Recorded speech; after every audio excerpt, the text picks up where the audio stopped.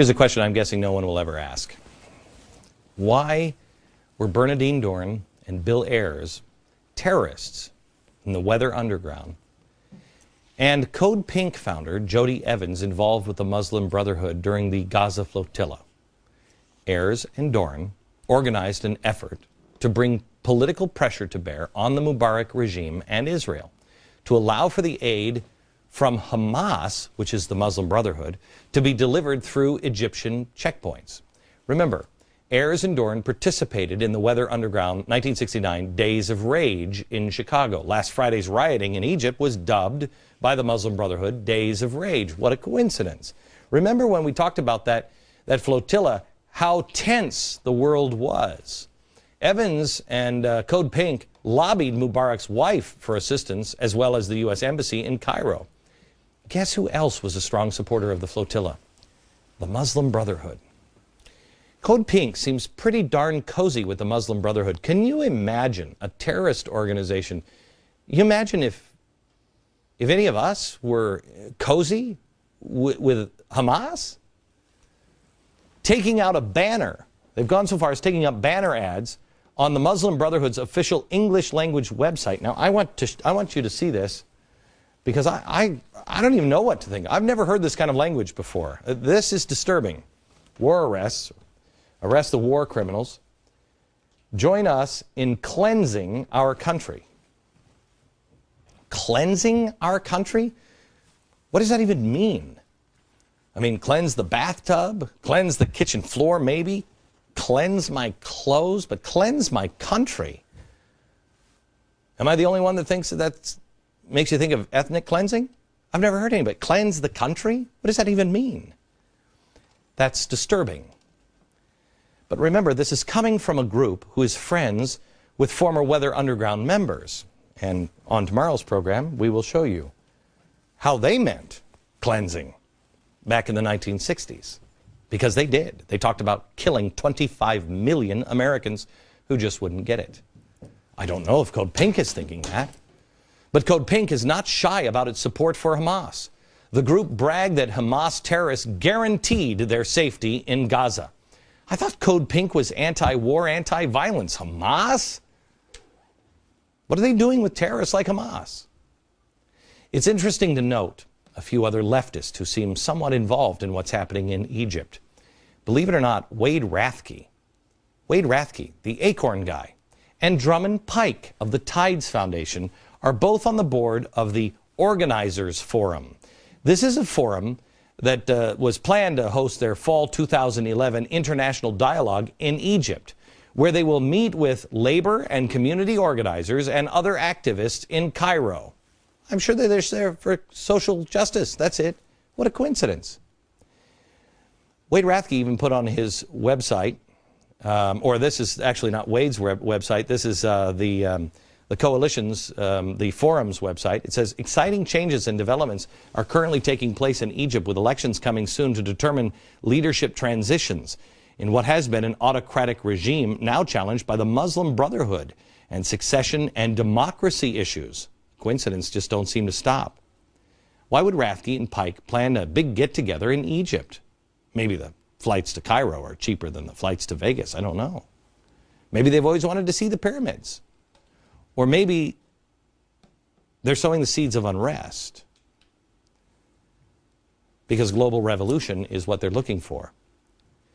Wade Rathke, on his blog, he wrote this about Egypt. But in the meantime, keep your running shoes handy and in good repair. The streets are on fire, and we need to keep our feet in shape so the dogs can keep barking.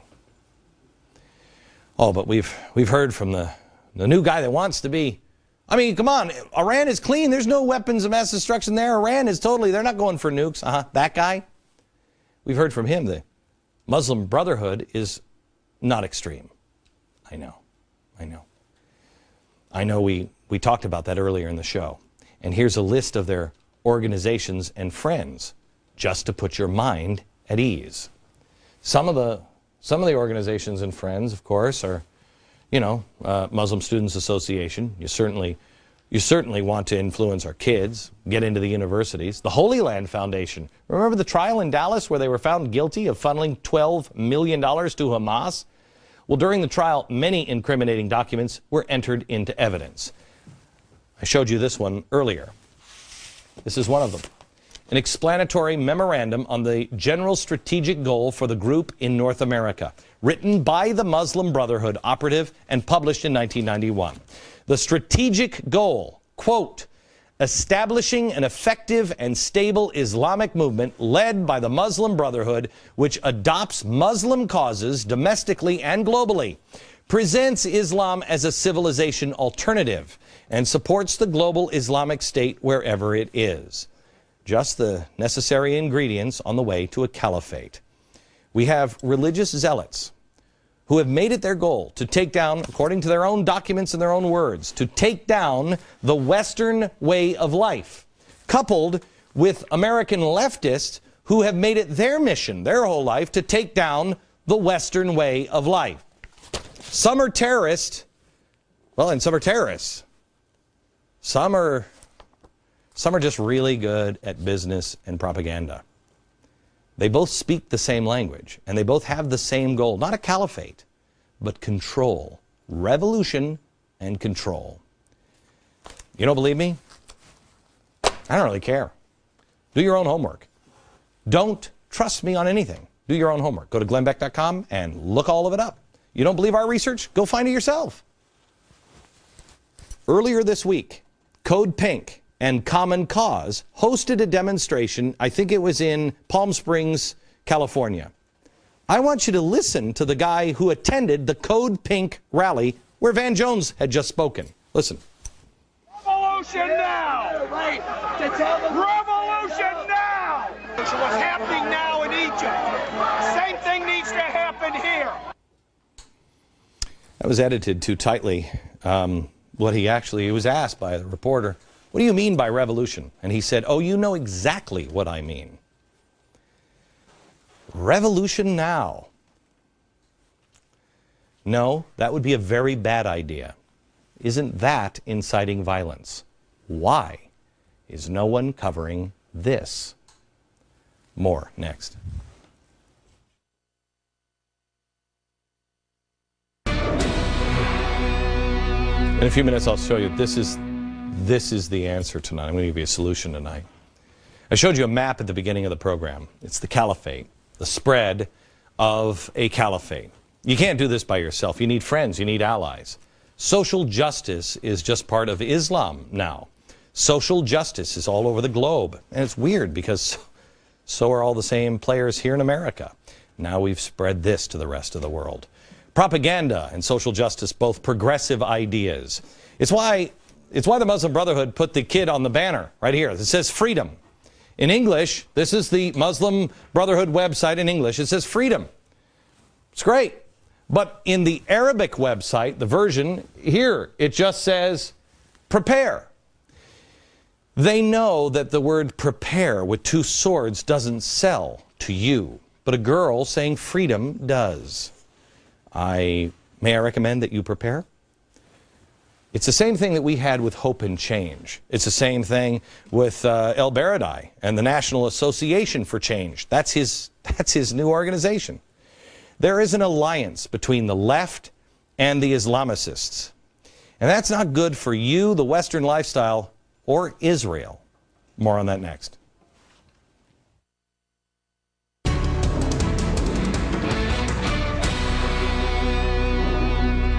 There is a strange alliance between the left and the Islamicists that we're seeing. I think it's all part of the coming insurrection. It is easier to put pressure on us and the West if we can raise the price of oil and have the fuel and food shortages that they now have in the Middle East. We've shown you tonight that Code Pink, Hamas, and the Muslim Brotherhood are linked together. Bernadine Dorn and Bill Ayers as well. But I want you to see here, Muslim Brotherhood, El Baradei says that you have nothing to worry about with the Muslim Brotherhood. Nothing to worry about. Watch. This is total bogus. Yeah, Muslim brotherhoods are religiously conservative. They are no way extremists. They are no way using violence. They are not a majority of the Egyptian people. They will not be more than maybe 20% of the Egyptian people.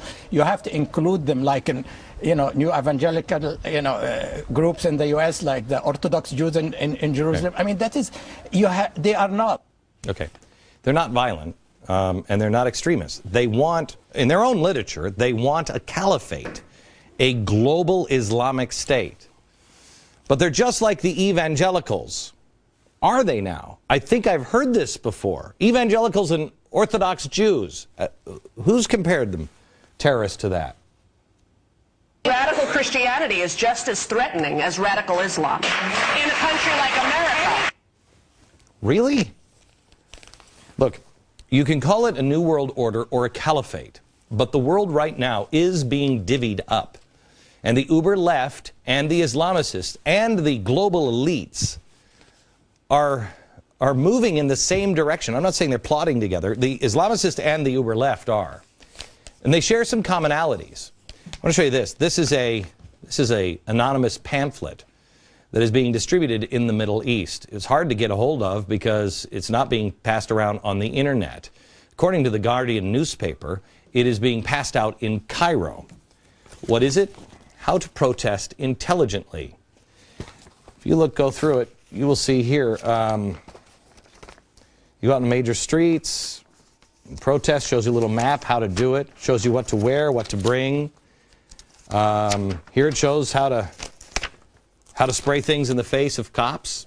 I mean, honestly, I can't tell the difference between extreme leftists and radical Islamists. I don't.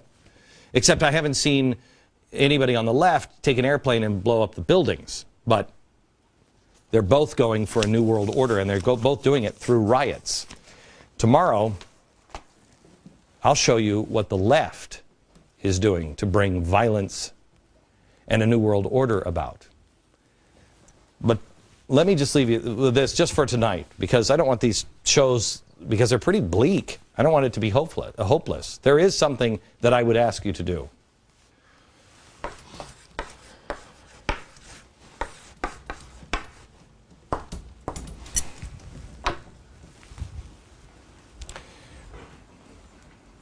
I have to tell you, on Friday's program, Thursday or Friday, I'm going to talk a little bit about, I don't have the answer. We have made this bed for ourselves, and it's a bad one. Thomas Jefferson talked about slavery, and he said, and I'm paraphrasing here, "I tremble for my country when I realize God is just." We were in bed with a brutal dictator, and we did it. We were sold this load of goods because it would be good for Israel. I can't imagine what it would be like to live in Israel. You're about to be surrounded by people who are being encouraged to embrace their rage and their hate. If these countries begin to fall, I don't know how to save Israel. I don't know if you can save Israel. I don't know how it's done. I don't know the way out. But I have firm reliance on divine providence. And until we figure it out, we just try to do the right thing and pray for our families, our courage, our peace, our way of life. And tonight, Israel. Back in a minute.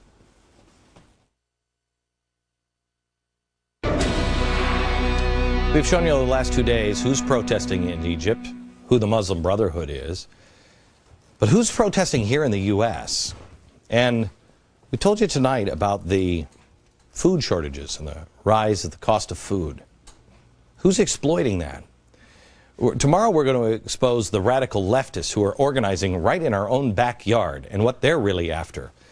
Information that I don't think anybody else will give to you. It's all available at glennbeck.com. Until then, we'll see you tomorrow from New York. Good night, America.